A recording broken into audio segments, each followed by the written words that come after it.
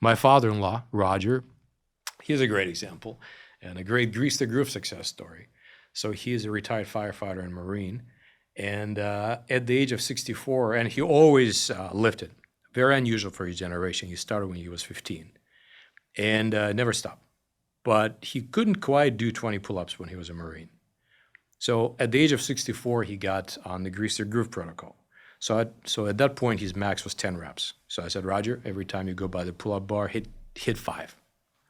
And when they become really, really easy, then you can add a rep. Well, a few months later, when he worked up to 9 daily reps, he tested he could do 20 pull-ups.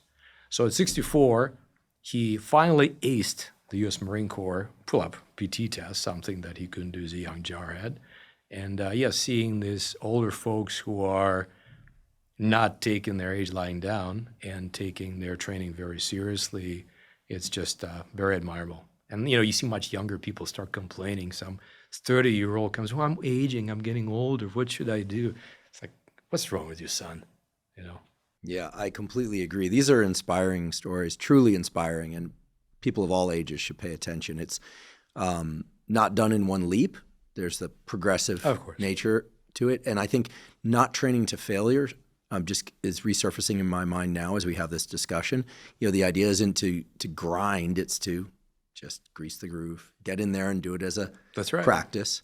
Actually, I'm going to change my language around this. I realize that when I call it a practice as a noun, it's not as effective as practice as a verb. I'm going to practice. Okay. Not that just for me. This is just my own internal thing. My neuroses insist that I share this. But I do think that semantics are important, as you pointed out before, because it has a lot to do with how we feel about ourselves and what we think we're capable of.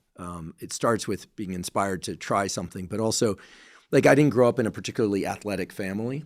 None of us are unathletic, but I didn't think I could be, reasonably strong, have decent endurance, and I wouldn't consider myself an athlete by any stretch. But you're being too modest. But my consistency, I have confidence in. If I bite down into something, there's a good chance I'm gonna do it for the next 30 years. Consistency. My friend Jim Wright, who passed, he used to say consistency over intensity, and that's absolutely true.